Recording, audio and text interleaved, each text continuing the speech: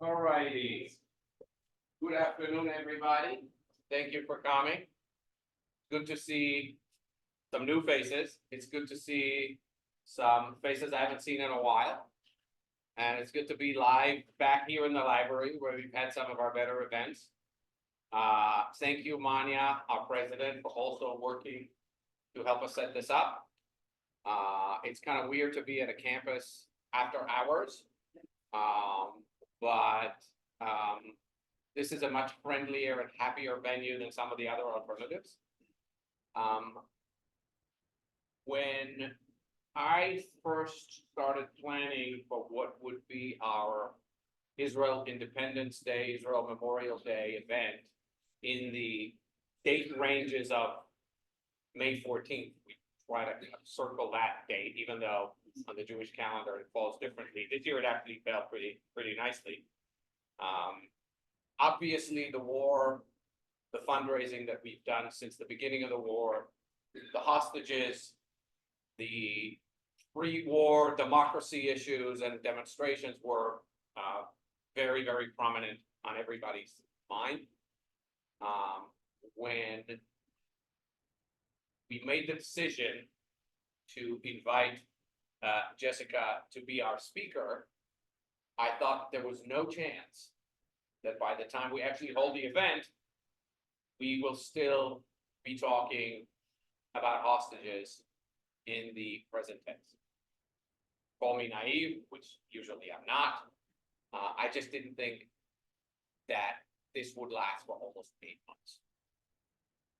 Coincidentally, this morning, and I will do something about it in tomorrow's bulletin, at the encouragement of 5 of the families that I'm sure Jessica knows really well by now, new footage was released about the day that 5 women were taken in Nahal Oz.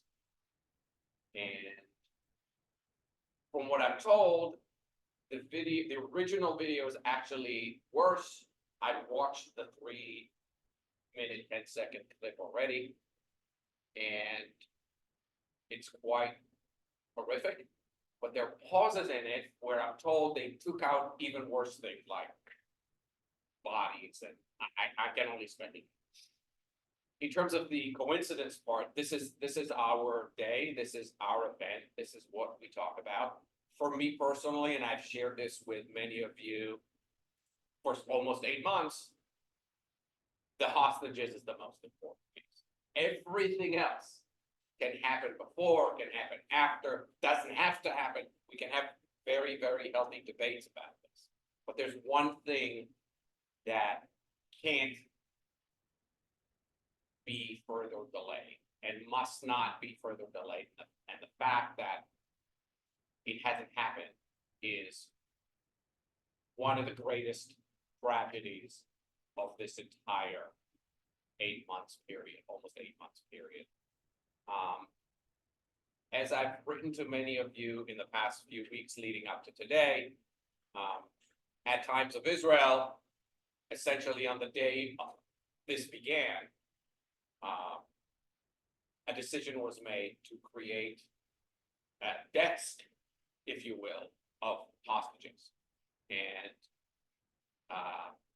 Jessica, who is our guest today, was assigned that desk. And I very much look forward to hearing from her about how, in her view and in front of her eyes, the story developed. Jessica's a New Yorker, so we're going to have a perfect English speaker. We've had on this stage people who were wonderful, but we're not quite as fluent. So without further ado, the stage is yours. Okay. Thank you so much for coming. And I'm going to sit down now. Okay. This is working. So thanks for having me. I am from New York originally. I've been living in Israel for 29 years next month, which is kind of astounding for me. And for that entire time, I have been a journalist. I used to be a business writer at Bloomberg and Dow Jones. I used to write a lot for the New York Times in the business section. And then when the Times of Israel started about 12, 13 years ago, My boss, David Horowitz, asked if I was interested in working for him, and I said, definitely, and he was interested in having me at the Knesset or, diplomacy reporting, and I said, if I do that kind of work, you will not like me very much, I will not do a very good job, how about arts and culture? And that is what I ended up doing for all of this time. I'm still writing about arts and culture, mostly as it is affected by the events of October 7th, by the Hamas attacks. But as Amir said, what happened to me was that on the morning of October 7th, I lived in Jerusalem with my husband and 15-year-old twin sons. And it was about 8:12 in the morning, and we heard sirens outside. I heard a siren. I didn't even really know what I was hearing. It was very strange to me. We don't get rocket attacks in Jerusalem for the most part. So when you hear a siren, you're thrown off. I was still in bed, and it was a Shabbat morning. It was the holiday of Simchat Torah. My husband is the president of our small conservative minyan that is near our house in Jerusalem, and it meant that if it was 8:12 in the morning on that particular day, he was already late for getting to synagogue. But then we realized this is a siren. I got my kids up. We have what we call a sealed room in our house, which is, those reinforced concrete walls. We're lucky to have it in our home, in our apartment. We don't have to go down the hall or downstairs or to the neighborhood bomb shelter. It's a room that we use as a guest room. It's our TV room. It has a piano. It's comfortable. It's where I record the Daily Reading podcast because it's very quiet. And we ran in there, and then there was siren after siren. I'm sure you've heard this. There were about 6 or 7 sirens that morning. And we realized very quickly that there was something very unusual going on here. We're Sabbath observant people. We don't usually use screens on Shabbat or TV or phones or anything else. But at some point in that morning, we went to our phones to see what was happening. I went to Twitter because there really wasn't a lot in all the news sites, including ours, the Times Visual, because again, no one really knew what they were seeing. What were we seeing? White pickup trucks with Hamas terrorists driving around the town of Sderot. That was one of the first images that we were seeing. We didn't know about this Nova party at the time. We didn't know about hostages. We knew that there were people getting killed. Fast forward through that day, the news kept on unfolding. My boss asked me at some point in the day if I would work, if I would, join the team that was working that day. I don't usually work on Shabbat. I don't ever work on Shabbat. And I said, of course, this was an emergency situation that was unfolding. And then by that evening, we had this really, we realized, like everyone else was realizing, that there were about, well, at the time, we didn't know how many, it was 243 people were taken hostage to Gaza. And he asked me that night or the next morning if I would take on this desk, this beat of the hostages. And I had to think about it for a minute, because as I said, breaking news, not so much my thing. Maybe if it's, Netzav Barzilai and Eurovision in 2019 in Israel, or that's the kind of breaking news that I've preferred doing for a long time. Easy stuff, soft stuff. This was going to obviously be a lot more intense. But I pretty quickly said yes. And at the same time, what was happening was that Hirsch Goldberg Poland, I'm sure you've heard about him, his mom Rachel Goldberg, his father John Poland. I'm going to skip ahead a little bit. Hirsch is someone I've known since he was born. I was at his bris. His parents are old friends of mine. And on that Saturday night of October 7th, I also heard, as did our whole friend circle, we live in the same neighborhood in Jerusalem, that Hirsch had been at this party called the Nova, Supernova, and he had been taken hostage. But really, actually, for many hours of Saturday night, we didn't actually know that he had been taken hostage. I'll backtrack a second. There were pictures that were floating around of him being held. He was hiding in a field shelter called a migulit in Hebrew. These field shelters are very common in the South along highways. They hold about 10 people, and there were 30 people crammed into this one, including Hirsch and his friend Honor. And a picture went around on WhatsApp among all our friends. You could see Hirsch standing at the back and his friend Honor standing in the front. So what unfolded over the next few weeks? In the story of Hirsch, We basically found out that he did not escape that field shelter. His friend Aner, that's Aner, was standing at the front of the field shelter. There were terrorists who were throwing grenades at them. Aner kept on throwing the grenades back until the eighth one killed him. Other grenades blew up in the field shelter. Hirsch had his arm blown off from below his elbow. And how did they find that out? At some point in October, a video surfaced of Hirsch with a tourniquet. He had been a medic in the army, which he just finished a year ago, finished his army service. So he had clearly tied some kind of tourniquet around his very serious wound. And he and three other people, all from this party, they have all been at this all-night music festival. They all were put on a Hamas pickup truck and sent off and driven off to Gaza, which is a 7-minute drive away from where they were, something like that. And you know what basically, and what Rachel, his mom, always says, she says in speeches, is that essentially his whole story, he was in Gaza by 8:30 in the morning. Now, some stories, as we all know, took many, many hours to unfold. People running and hiding in their sealed rooms in the kibbutz, or hiding in ditches and trees if they were at this party. Hirsch, by chance, his story started very, very, very quickly.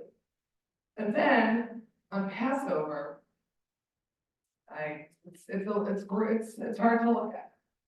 So the video, there are Hamas propaganda videos that have come out over the course of the last 7 months. Hirsch was in one of these videos. Why are they called propaganda videos? Because Hamas records the hostage, sometimes it's 2 hostages or 1 or 3 together, and they are recorded reading a script that clearly has been written for them by their captors. And Hirsch, as I said, has been hurt. Now, it's hard to look at. And at the same time, I'll just tell you where I was when this video came out. It was Passover a few weeks ago. It was the intermediate days, Kol HaMoed. My kids have off. Like I said, I have a 15-year-old. And one of my kids loves Japanese anime. You know, those kind of quirky animation films.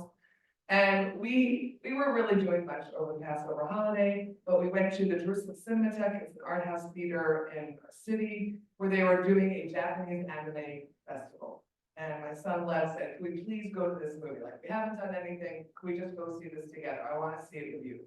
So we go to the film. They are very long and boring if you are not an anime fan, and I have watched a lot of hours of anime at this point. And it's the end of the 2-hour movie, there's maybe 10 minutes left, and my phone starts going crazy. And my phone goes crazy a lot in the last 7 or 8 months. I'm on a lot of groups for hostage families and for reporters. Really, it goes all day long, my phone. But this was something different. Clearly something was happening, had been published, and what it was this video of Hirsch. This is just a screenshot from the video. And in the video, which is, I don't know, a little bit over a minute, he is speaking to the camera. He is alive, which we didn't know. We didn't know if he was alive. You see his arm without his hand, but it's healed. And he is reading the script that's been, I mean, I have chills now when I think about it. He's reading the script, but he is also speaking to his parents and his 2 sisters. He refers to them by name. He refers to the holiday of Passover, which we were in the midst of, which meant that the film, this recording was made in the last week, in the last couple of days. It was fresh, and it meant that whenever he recorded this, he was still alive. So then what happened was what has happened many times over the last 7 months. When a video comes out of a hostage, sometimes it's a few or 1 or an individual, immediately the family gets to make the decision if they want this to be publicized. And I'm going to get back to what Amir said in a moment. This video, Hirsch's parents, John and Rachel, they decided to publicize the video. Now, many hostage families have chosen not to publicize the videos, but they felt, like we all felt, when we watch this video that it shows that Hirsch is alive. It shows that this hostage is alive, and if he's alive, there are probably other hostages who are still alive. And even though it meant, this video meant that he could possibly have been killed the next moment, no one knows. But it also gave a sense of hope, oddly enough. And so the next week, another video, 3 days later, not even a week, 3 days later, another video came out. This is Keith Siegel. He is all, by the way, Hirsch, just to remind us all, is American born. His family moved back to Israel. His parents had lived in Israel. They moved back to the States for work. They came back to Israel when Hirsch was 8. So he's very much American born, not just, my kids were born in Israel, but they're considered dual citizens of the US and Israel. Hirsch is born in America. Keith Siegel, 64 years old, from Kibbutz Kfar Aza. He and his wife Aviva were taken hostage on October 7th from their kibbutz, driven in their own car by Hamas terrorists into Gaza. And Keith showed up in a video 3 days later after Hirsch with another hostage named Orini Ram. I'm focusing on Keith because, as I've been doing for the last 7 months, nearly 8 months, I speak to the family members. Now, his wife, Aviva, let me get to the next slide. That's Aviva over there, second from right. She was released. Remember, the end of November, there was release of 105 hostages. She was one of the people released. She came back, recovered a little bit, maybe for a few days, as much as she could, and went right back out to the rallies, to speaking in the Knesset, to talking as much as she could about her husband, Keith, and about the other hostages, and very much about the young women who are held hostage. And she had some time that she was kept captive with them and knew a little bit about the assaults that were happening to these young women. Let me just pause for a second. I want to, before I forget, Amir made mention of the video that came out today of these women, of the young women who have been terribly assaulted. They are 18, 19 years old. They are 5 soldiers. Some of them had started their service in this army base a month beforehand. One of the reasons that families decide to release videos or release the video that Amir was speaking about is because what's the constant refrain here is for the families and for a reporter like myself is when there's no news about the hostages, then there's nothing to write about. So, and let me pause with the story. Let me pause with the story of the Siegels.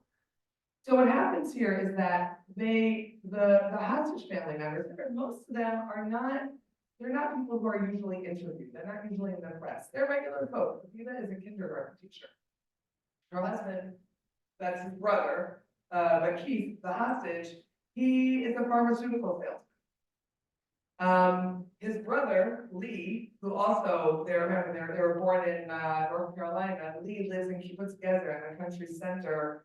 He's retired. So these people are not necessarily people who are used to going on TV, making speeches, talking to reporters. They're used to living their lives.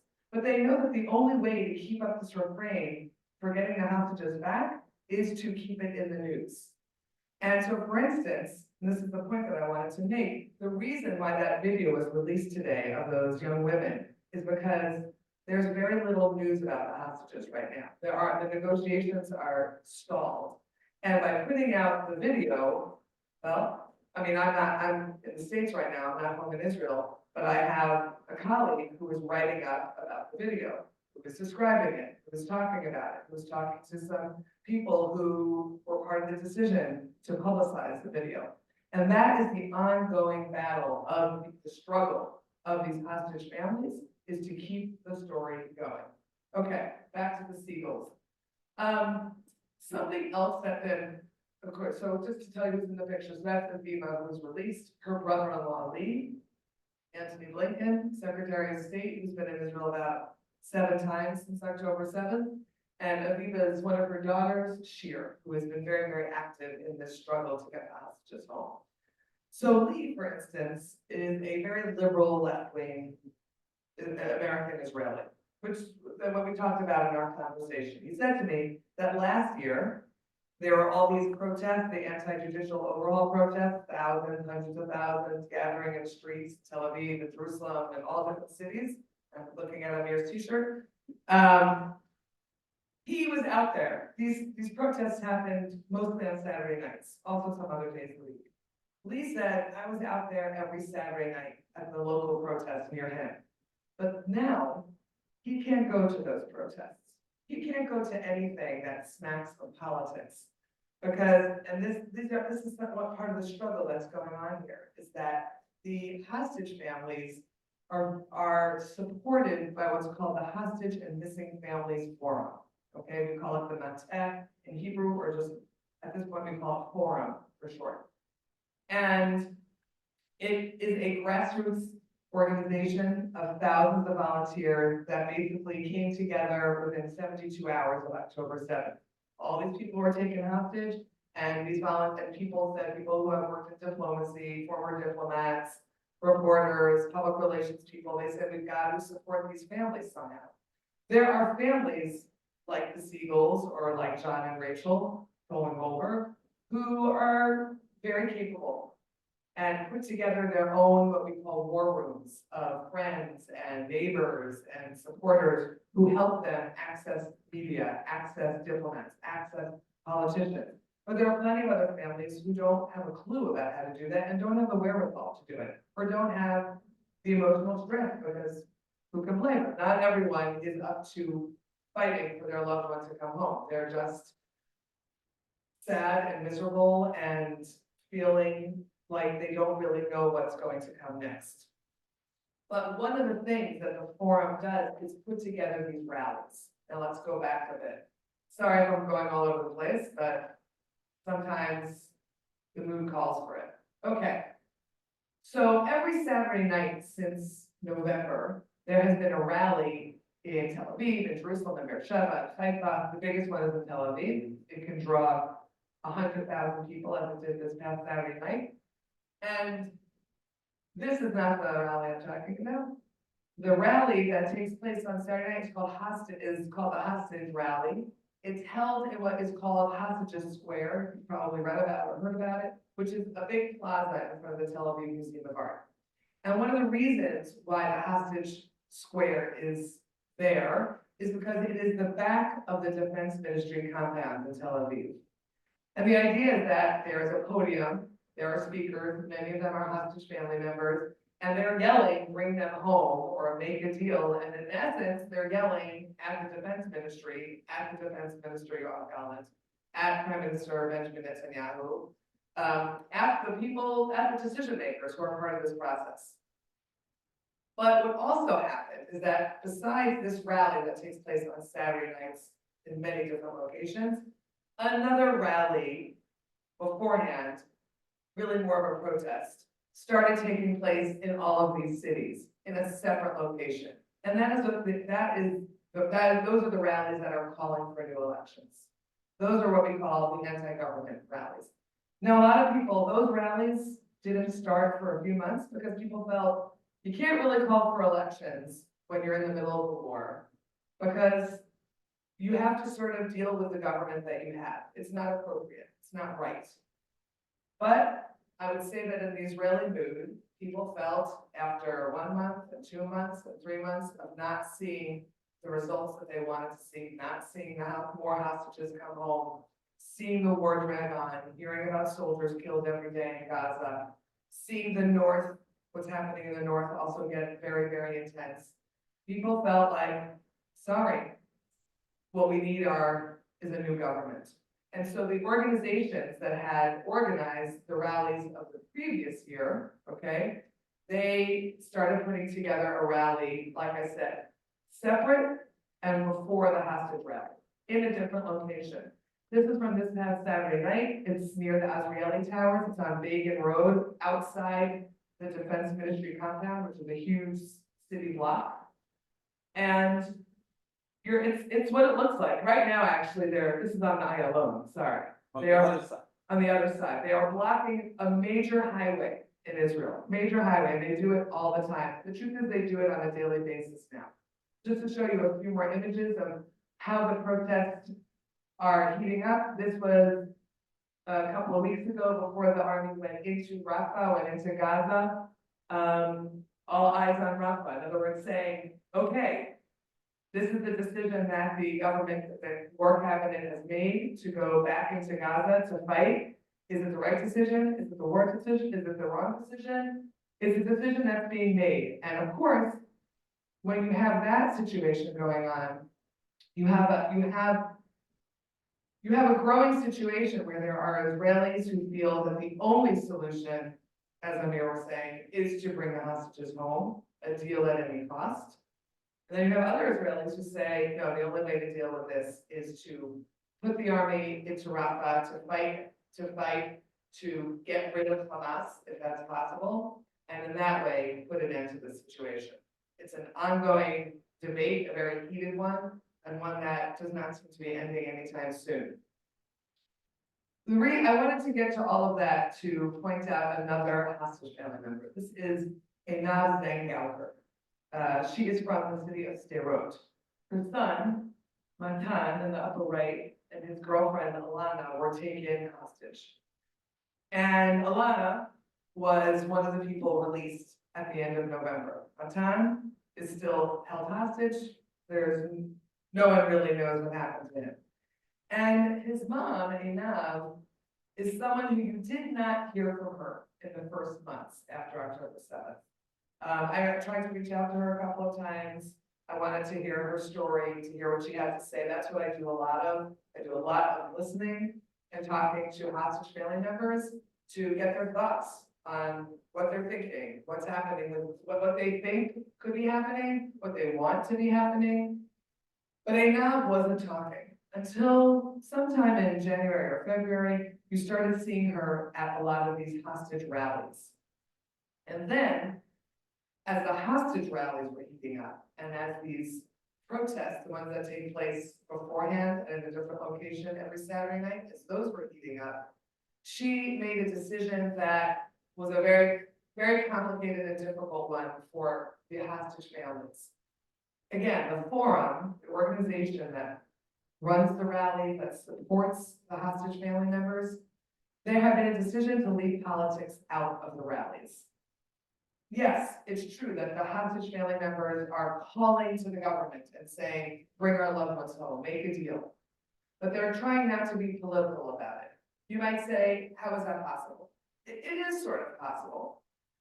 But for instance, they're not allowed to say at the hostage rallies, it's time for new elections. It's time for a new leader. We don't like what our leader is doing.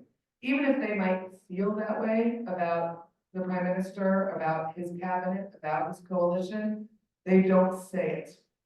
And so therefore, the hostage family members were not going to these protests, to these anti-government protests, until Einav decided she had it. And she started going to these protests. Every Saturday night, she'd go first to the anti-government protests, and then she would walk about a 15-minute walk to the hostage rallies. And there was a lot of anger in the hostage family forum. And I speak to a lot of these parents. There was a lot of anger about her decision to do that, because if she was doing it, it affected the rest of them and what they were trying to do in terms of bringing their loved ones home.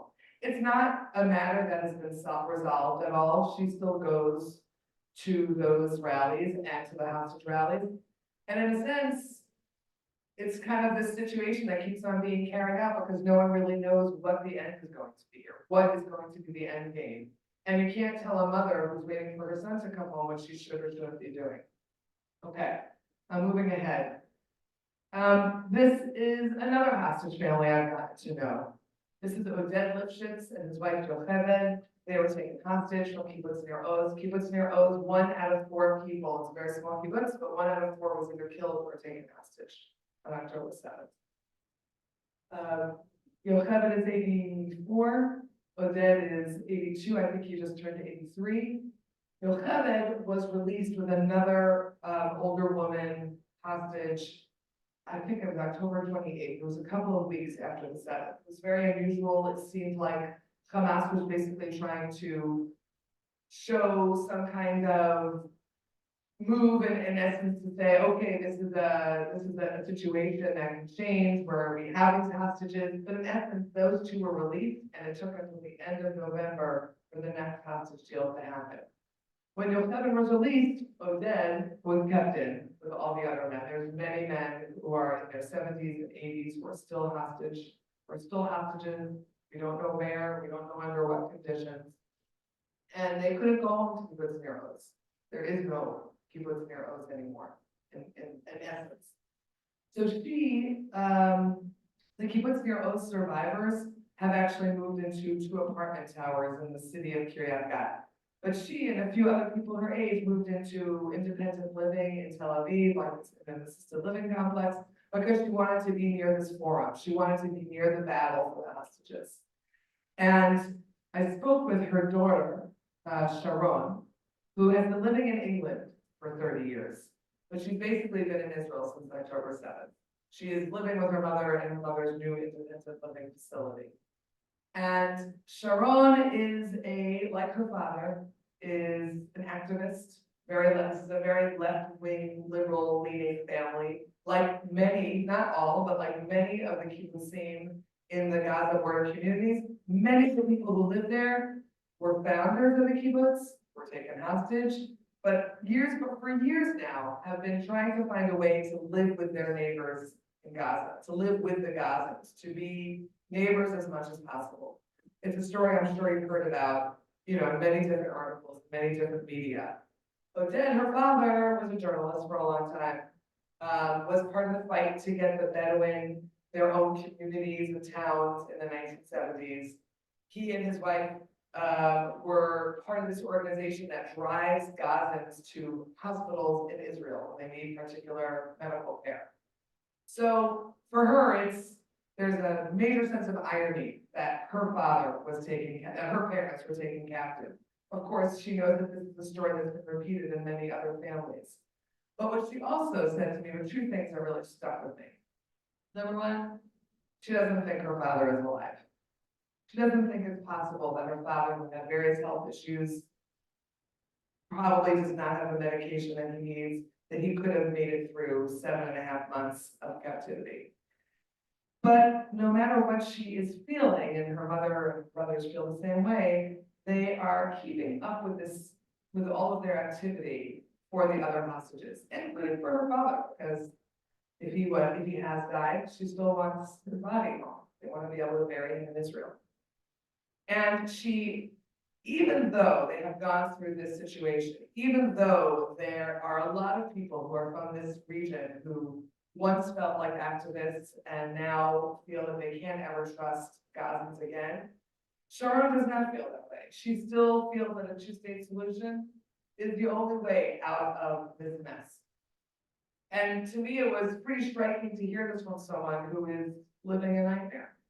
And it was not the first time I heard it from someone in her situation. And I imagine I'll still keep on hearing it for months to come. So I just wanted to note that.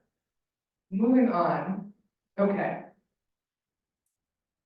So as I think we've been speaking, we all know that Passover and Yom HaShoah, Israel Holocaust Day, Holocaust Memorial Day, Yom HaZikaron, Israel Memorial Day, Yom HaSma'ut, Israel Independence Day. These days come right after Passover. They come very, very quickly. And a lot of Israelis felt like they had no idea what to expect for this year. Holocaust Remembrance Day felt huge and overwhelming in the wake of what happened on October 7th. Obviously, we all know there's many people who compare the Holocaust and October 7th. And October 7th is the worst day in Israeli history since the Shoah. The Shoah is the Holocaust, of course, took place over years. But in the course of one day of October 7th, there were things that happened, the attacks, the assaults, the taken hostage. These were things that really resonated for people. And for many of the families who might have had someone killed or taken hostage, they had Holocaust survivors in their family. So one of those people is Alex Danzig. He is 75, he is a hostage. This is his niece, Tamar Nussbaum. And on Holocaust Remembrance Day in Jerusalem, I went to what's called Zikaron Basalom. It's a national project. It's essentially remembrance in the living room. It's where Holocaust survivors or their family members speak about their family's Holocaust history. In Jerusalem, one of the events that was happening was what we call a hostage tent, which is a big tent set up in Paris Square in Jerusalem. It's near the Prime Minister's official residence. And about 100 people were seated in the tent, and about another 200 people were standing outside on what's called Derech Aza Road, which is connected to Gaza, but not in any, you have to travel many hours in that direction to get to Gaza itself. But that is where the demonstrations take place in Jerusalem. In any case, Tamar was telling about her uncle's Holocaust history. He was not born, he is not a survivor himself. His older sister was hidden by a righteous Gentile in Poland.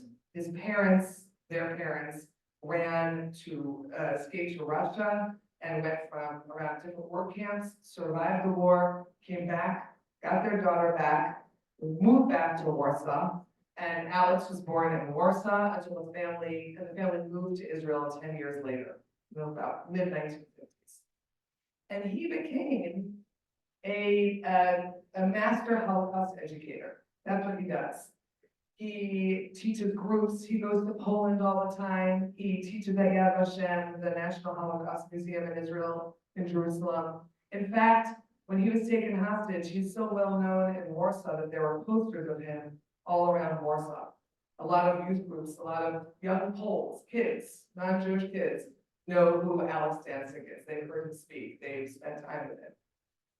And a story that had circulated after that release of hostages at the end of November was that Alex, a lot of people who were kept hostage together, sometimes it was 5 people or 6 people or 3 people or 9 people, they would try to occupy each other during the very long hours that they're kept in tunnels or in apartments or in a room in an apartment. So there are people who are yoga teachers and they do a little bit of yoga, and Alex Danzig is an educator. And he would teach about different subjects that he is, very well versed in. But the story goes that when he tried to teach about the Holocaust in Gaza, the other hostages said, Alex, Adkan, we don't want to talk about the Holocaust when we're in this particular situation that feels a lot like the stories that we've heard for decades. And we know that because some of those hostages were released, but Alex is still there. So I'll tell one more story before I move on to some happier things that I've covered. In my 7.5 months of covering this, as I said, I covered the fun stuff for a long time. Talking to musicians, talking to playwrights, to screenwriters, to filmmakers, to chefs. This is what I usually do. That's my work. And I would say that I'm a pretty good interviewer. I'm a good question asker and I'm a good listener. But I would say that in my over 30 years of being a reporter, I have never learned as much as I have in the last 8 months. I've learned how to listen in a way that I don't think I knew how to listen beforehand. Because when you're speaking to hostage family members, you're speaking to this is a bereaved sibling, to the bereaved, you have to just sit there and listen and hear what they have to say, hear the stories that they want to tell you. That's what I feel that my role is, that my mission is. To listen to them, to hear them, and then to write something that is going to offer something that readers can reflect on, can understand, can gain from. So one of the other sides of what I've been doing is speaking to bereaved parents, bereaved siblings. This was a couple of days before Yom HaZikaron, before Israel's Remembrance Day. This is Jenny Savitya and her brother Shlomi. They are in their 30s, they're both young parents. Jenny and her husband went with Shlomi and his girlfriend. He was a divorced dad of 2 little kids. They all went to the Nova party. And when the attacks broke out, she and her boyfriend ran in one direction, her husband ran in one direction, Shlomi and his girlfriend ran in another. They survived, her brother and his girlfriend were killed. And she spoke a lot about her parents. They were the only two children of their parents. She's now the one surviving child. And she said that she didn't really think her parents would survive this. She would understand that they would not, and they just would not ever be the same people again.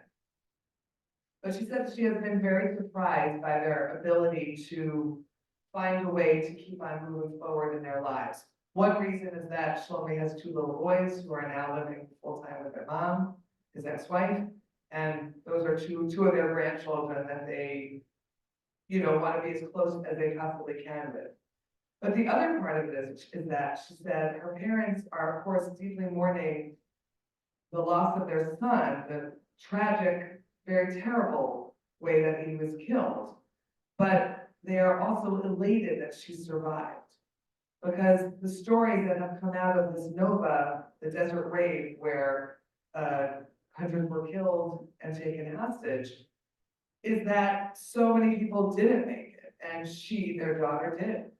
And they are sort of aware of how unusual it is that she actually made it out, that she and her husband made it out. So that was one thing that really gave me pause.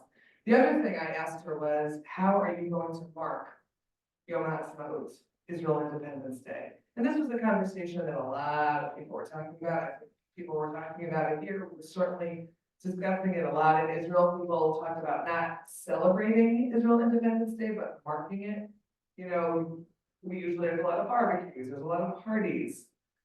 And she said that she didn't really feel, forgetting even celebrating or marking it, she just felt like Israel's independence is something that she's not so sure she believes in it right now.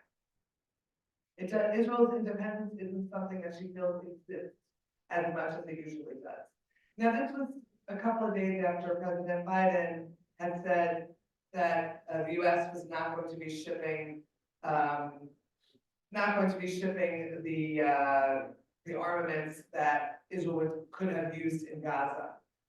And I asked her if that's what she was referring to, that you can't be independent if you have another country pulling the strings. She said, it's part of it. It's not something, it's hard. On one hand, the U.S. has been a great friend to Israel, and a lot of Israelis feel that way. And on the other hand, she understands the situation. She said to me, she understands the situation that President Biden is in, being pulled in a lot of different directions, which is a whole other conversation. But she said it's just very hard to think about Israel being this independent country moving forward and moving into its future when everything has stagnated in a sense. When there's a war that's ongoing, you don't know when it's going to end. There are over 100 hostages being kept in this country, in this place that is not that far from Tel Aviv, a 2-hour drive, and you can't get them home. And what will it mean to Israel as a society? This is what a lot of people talk about all the time. If those hostages don't come back, the point that we keep on coming back to. Okay, let's move forward to some other things. Eden Golan, the singer, Israel's singer for the Eurovision, with her song called Hurricane. So I kept on covering arts and culture over the last 7 months. Not really for the first 7 weeks after October 7th. Everything was pretty much shut down. Theaters, performances, no one was performing anywhere. There were no plays, TV, everything everyone was in mourning. Everyone was just very shut down. But eventually, arts and culture started coming back. A lot of it was in reaction to October 7th. In fact, Eden Golan, who was chosen to be the performer in the Eurovision Song Contest, which took place in Sweden a couple of weeks ago, she was chosen, but the song was only written basically right after October 7th. There had been another song that they had, there's a songwriting team. They had composed the song, they had written the lyrics, and then after October 7th, they changed the lyrics to be reflective of what had happened. How could they not? At some point in the Eurovision process, I guess the jury said that she had to take out certain lyrics that referred to October 7th. But really, what's the main story here for Israelis is that she got up on the stage. She went through, and it's a very corny song contest. If you've ever paid any attention to it, there's a lot of terrible music in it. Israelis, I think, do a pretty good job, and it's not necessarily what I would call any kind of literary music. It's a very different kind of music. But she got out there, she went through the first round, she got to the finale, and she finished fifth. Now, it could be, there's a very strange voting process in the Eurovision Song Contest where every voter gets, from any participating country, every voter gets 20 votes.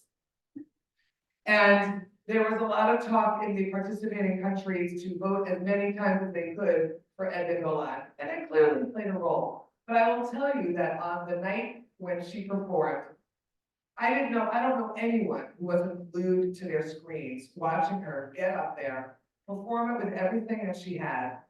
And despite the boos, despite the protesters that were outside, you couldn't hear the boos so well on TV, but that is sort of, if you heard it on various news channels, they kind of honed in on the protesters. And the other thing was that, again, she's young, she's in her early 20s. The Shin Bet went to check out her hotel room a couple of days before she got there and said to her, you can be at the rehearsals and you can be in your hotel room, but you can't go anywhere else. It's not safe. And that's exactly what she did. And for Israelis, it was that sense of resilience. It was that sense of, finding the silver lining, finding the way to go forward, finding the people and the places and the activities and the things that make you feel like there is going to be a way forward after this. I'll tell you one more little story and then I'll stop for Q&A. So as we all know, there's a lot of Israeli films and TV series that are out there that are very popular. Israeli filmmakers are very prolific, and they are often in competition. Their films are often in competition at major film festivals. The Cannes Film Festival is happening right now, and usually there's at least a couple of Israeli films that are in competition, and a whole bunch of others that are being screened. This year, there is one. And it is a short 14-minute film by a young filmmaker. She's actually still a film student. Her name is Amit Bachman. She's at the Tel Aviv University Film School. She did a short film in her first year called It's Not Time for Pop. It's actually about Israel Memorial Day. And she was the only film selected to be shown at Cannes this year. Now, what happens is that her school, there's a student film competition at Cannes, and her school, Tel Aviv University Film School, decided to submit her film to see if it could be in the competition, and she was chosen. But so there's the positive side, right? The glass half full that there is one Israeli film at Cannes this year. But the flip side is that there is only one Israeli film at Cannes this year. And what does that mean going forward? Don't really know.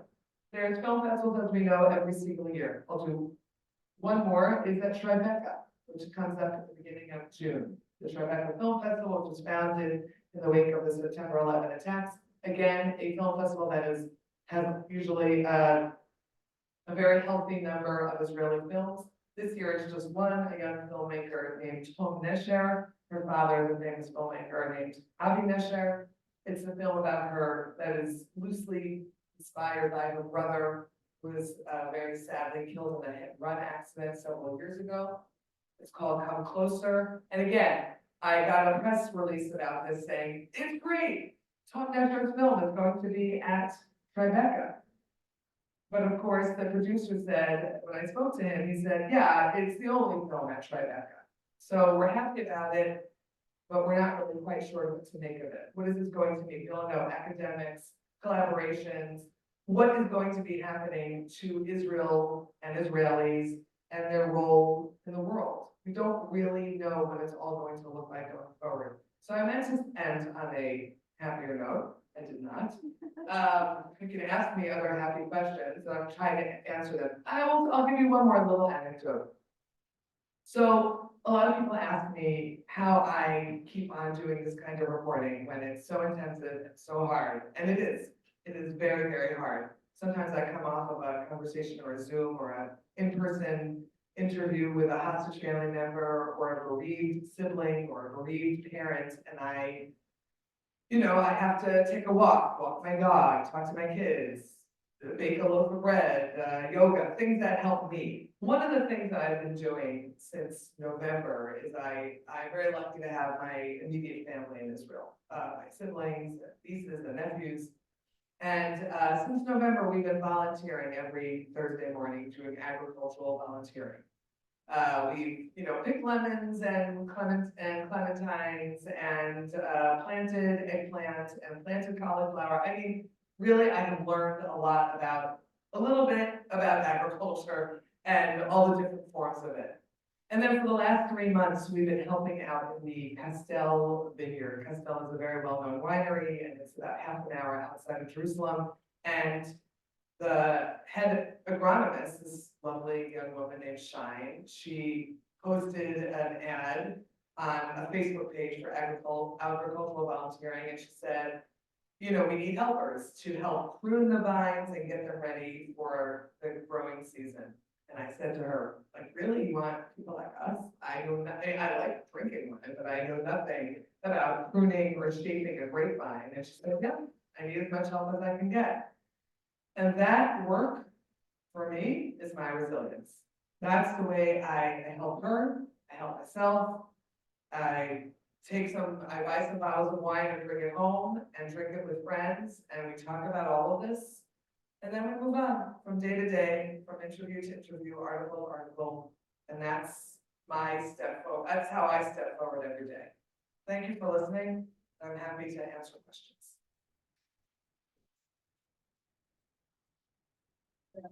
Go back to Edith. She's good to look at and to be inspired by. Any question? Yes. Her reception at her, what do you think it Right? Did everyone hear that? What's the Olympics gonna look like after her reception? I know that I haven't been following the Olympic athletes very closely. Sometimes I do, sometimes I don't. I know that there are Israeli Olympic athletes. I am sure, because they've been working for years to get to this point, that they will go. I imagine there will be a lot of security around them, but I imagine there's also gonna be a lot of hubbub around it beforehand. Is it safe? Is it a good idea? Something that I hear a lot of when I speak to officials at these festivals, like I spoke to the artistic director of the Cannes Film Festival, and I said to him, what are you gonna do about the politics? He said, what do I ever do about the politics? There was the Russia Ukraine war that has come up for several years now. He said, listen, we're about film. Obviously politics enters filmmaking, but this is a festival that is about film, and I want to talk about film. I don't really want it to be about politics. I imagine the Olympics is something similar to that. Yeah. What do the Israelis think about the college campus riots, and how much do they feel that that's shaping world opinion against Israel? Right, so what do Israelis think about it? They're disturbed, they're upset. It seems shocking to them, just like I think it seems shocking to everyone. I would say that there is focus on it, there's certainly coverage of it. It's not as intensive as it is here, because Israelis in some ways, there's a little bit of tunnel vision happening. A lot of Israelis feel like it's still October 7th or October 8th. So, you read about what's going on in the world around you and what's been affected by what's going on in your own country, but in some ways, you can only worry about so many things. Wait, the second part of your question? Sorry. Do they feel that it's helping to shape world opinion of Israel in a very negative way? Right, so that goes back to what I was saying about Eurovision, about film festival, about Tribeca, about academics. Listen, it doesn't feel like a very good time for Israel. The reception for Israel, people are wondering what it's going to be like. I wonder what it would feel like coming to the States right now. I'm speaking in mostly, Jewish settings. So the reception is very warm. But you sort of want, when people ask me in a store, where do I, if I say I don't have this card, and they say, well, where do you live? And I say, New Jersey. I don't always want to say that I'm from Israel. And I think a lot of Israelis, there are some Israelis who are going to say where they're from no matter what. And there are some people who are going to wonder if that's the right thing to do. I think no one really knows what's going to happen. There are a lot of Israelis, as you know, who do a lot of things in the world. And they count on the globe to be part of their experience. What will it mean with the International Criminal Court? That's, you know, the case that's happening there right now, bringing, Israel's leaders, in a sense, to, you know, to trial, so to speak. What will it mean with the fact that film festivals and universities, and what will it all mean? Who is organizing the campus protest? I think we also don't really know that. We don't have all the answers yet. So I think people are kind of waiting to see what's gonna be, but I would say ultimately, Israelis, it feels sad and disturbing to them to see anti-Zionism, anti-Semitism, to see it all coming out of this thing that happened on October 7th, and of course, what led up to that. Yeah. As an arts and culture journalist, to what extent and how does your voice and tone change when writing from the hostage desk? But then also, in what ways do you keep that voice and kind of stick to that identity because it's, you know, it's who you are? Right, interesting question. So, yeah, sure. How does being an arts and culture editor affect my tone when I'm either still writing about arts and culture or about hostages, in a sense, right? So I would say, to answer the arts and culture part of it, I pretty much, any arts and culture piece that I do, and I'm still doing a lot of that, I pretty much want every single one of them to relate back to October 7th. I want, if it's an artist, I want to know where they were on October 7th. I want to know how the events of that day affected them, where they were, how their family or their loved ones are affected by it. A lot of the arts and culture that I write about since October 7th is about October 7th. Most of the major museums all have an exhibit that relates to October 7th. Sometimes there are artworks that were done years before, but relate in a lot of deep personal ways to what happened. And I find that makes it more resonant for me to write about, you know, someone that I sometimes do travel pieces, and someone asked me to write about a new hotel that opened somewhere, and I said, no way. I'm not writing about a new hotel opening right now. It doesn't make sense. It's not really newsworthy, first of all, like this little hotel opening up somewhere. But to write about, you know, dinner at this new restaurant in Tel Aviv doesn't make sense to me when we're in a state of mourning. It doesn't mean that people aren't going out to dinner, because they are, and they're going to hotels, and people are traveling. There's a lot of people in Israel who have gone back to their regular life. They check the news, you know, many times a day, but they are dropping their kids off at school and going to work and so on. But I think in arts and culture, there is a deep, deep feeling of anything that you do, whether you're a musician or a writer or an artist, or what have you, or a chef even, that everything you're doing was affected or is affected by the situation at hand. So I try to keep that in my writing. Follow? Yeah. Yeah. Not to necessarily disagree, but do other journalists feel differently? And do other journalists try to move on to not necessarily not forget, but to move on? Right. The question was, do other journalists feel differently than I do? So let me just go a little bit further then. It's not that the whole article is about October 7th, but I often will lead with, again, generally it is related to October 7th. So I'm going to lead with that because that is what we are thinking about. I write for the Times of Israel. I've written for other papers, but right now that is my job. And we at the Times of Israel, we are very much about what is happening in the country right now. So it might be related to October 7th, and that this family is evacuated from their home for the last 8 months. It might not be about death and destruction. It might be about something. I'm going to write about 3 wineries in June for a wine festival, and I said, okay, but I'd like to go to wineries that maybe the winemaker was a reservist, or maybe their wine sales have been particularly affected by October 7th. So do other papers do the same thing? I would say a lot. There are definitely, we're a pretty small operation. So I'm basically the only arts and culture writer. There's a couple of other people who write for me sometimes or do their own thing, are freelancers. It's not that every article at Times of Israel is about October 7th. But a lot of it is because that is the mood. That is the mood when you walk down the street. That is what you see on people's faces. They might be going to work and they might be going to get a cup of coffee and they might be going to a concert. But there is no concert that I've been to that the musicians, the performers don't talk about it. Everyone talks about it because that's where we are in our heads. So I think I need to reflect that. Yeah. The mood in Israel is to, the hostages of first one at this time.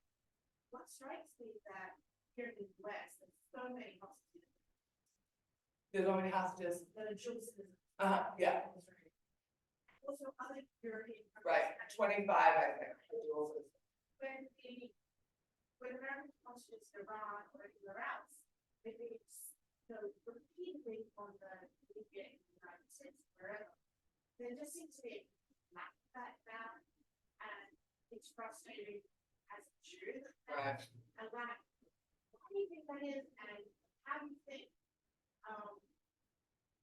that could change? So it's an interesting point. A few different hostage families, when they're speaking to the press, they'll often make mention of the fact that 25 hostages are dual citizens. Now, what does that mean to be a dual citizen, right? You have somewhere like Hirsch, who was born in the States. Some of them, their parents were French or German or Austrian or Argentinian. And some of them were born in those countries as well. So, and just by the way, you should know, this is an interesting thing.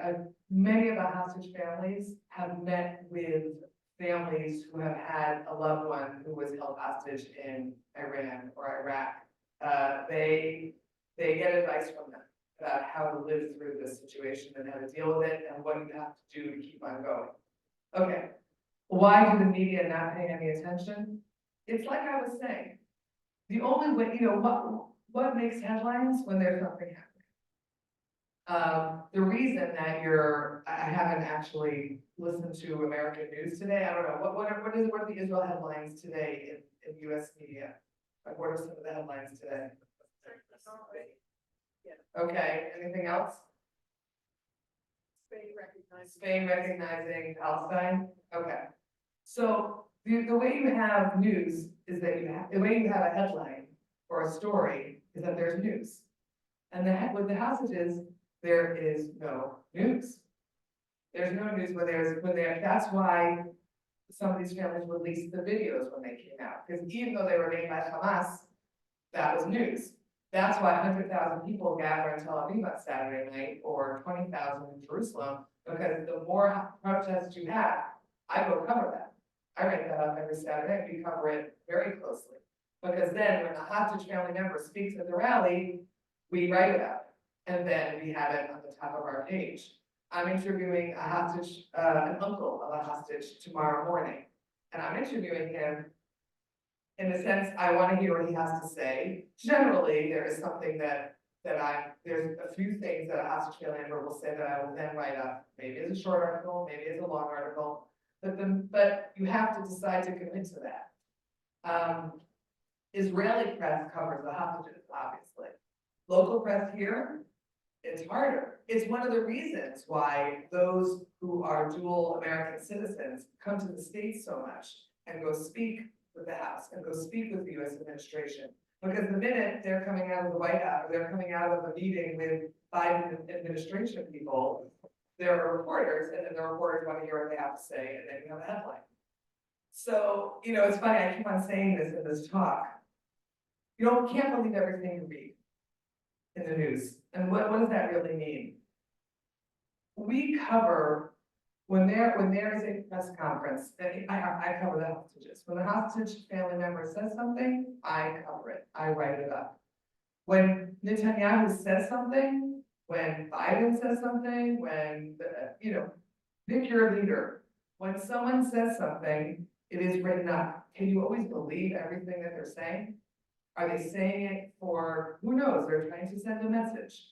And that's exactly, in a sense, what the hostage families are doing. They're trying to send their own messages. But I think in the US, it's a lot harder to get the media to listen to them. I know, like in the 70s, Right, right, right. put up on the media daily that today, say whatever, we still have X amount. Right. I think what a long time ago that was. You know, we've become a lot more inward to it. I think we are, I also think in the anti-Zionist campus protests, Israel bombing Gaza, there is less, there's less sympathy and empathy and interest. There was a lot of interest in the first 2 months, even 3 months. I think there is a lot less now. And although I will tell you that, hostage families will say that they still, you know, like CNN, from MSNBC, from a lot of the US press, they will reach out to them and just check in and see how they're doing. There is a lot of empathy, but does that mean that they're gonna write a story? They're gonna really write it up? Less likely. Yeah, question? Yeah, Yeah, I have one thing happened, maybe it's just me, I pretty disgusted, you know, what's going on in Gaza, and Chuck Schumer, comes out and says that we need another election. Right? oh, yeah, that, the New York Times article. Right. Yes, I mean, he came out saying, you know, that was a big New York Times article, I read it, and, right, so Chuck Schumer came out saying that Israel needs new elections. Now, that is a thought and an idea that is pretty widespread in Israel. It's not all Israelis. Yeah, absolutely, that's what those anti-government protests are about. They're calling for new elections, sorry if that wasn't clear. They're calling for new elections, that is their mantra. That we need new elections, we need a new leader I talk about within Israel. within Israel. Right, so why did Chuck Schumer say it? Because Chuck Schumer, I would say, thinks of himself as a very close friend of Israel, as an elected official, a Jewish elected official, who is Jewish, who believes in the state of Israel, and felt that he needed to say that Israel is in trouble because of its leader, and that it needs new elections to get a new leader. Was it right or wrong? I mean, it blew over in a sense, right? Yeah. Did elections happen? No, not yet. Elections are scheduled for 2026. There's a lot of Israelis who feel like there's no way Israel can make it till 2026 with this government. There's probably lots of other Israelis who feel, great, let's see what this government can do. Chuck Schumer saying that, he made a lot of waves when he said it. People were, you know, criticized him, people supported him.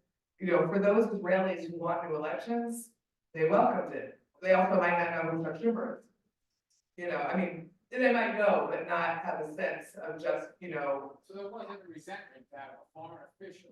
No, probably not so much. Yeah, yeah. You were gonna raise your hand, right? Yeah. Go for it. What's the feeling? Understanding of how, given our new. Right.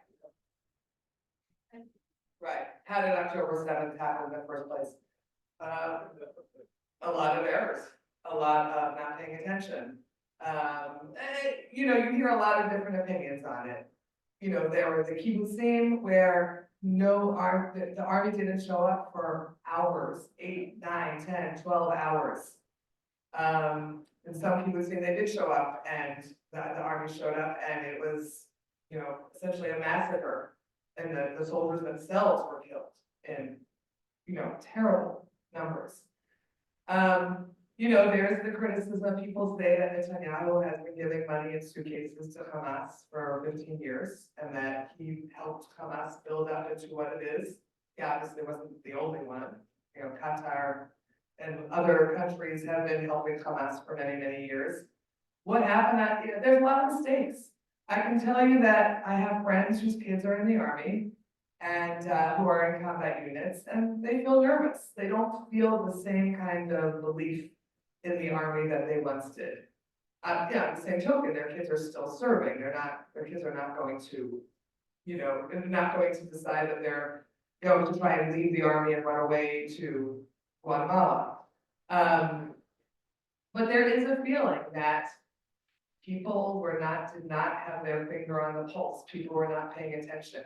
There are other mistakes that were made. You know, when you talk about these young women, these surveillance soldiers, who were taken captive and assaulted, and we don't know, we literally don't know, they could be pregnant.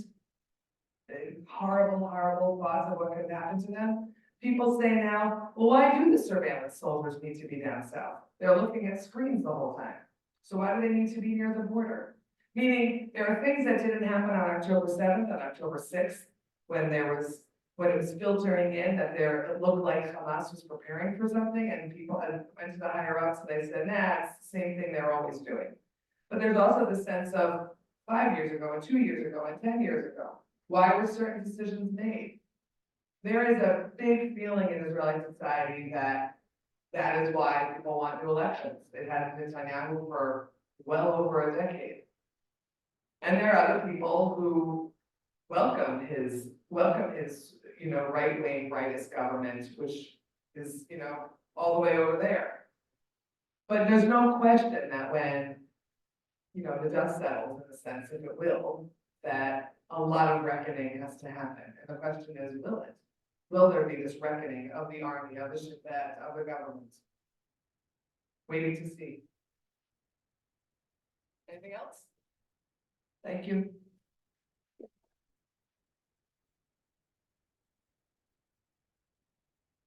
Thank you very much. Thank you for joining us. Thank all of you for coming. I'll have the video of this up on the website within the next few days, so that if you have people who you think would like to see it, the recording, I'm sure there are, you'll be able to. Thank you so much. Thank you.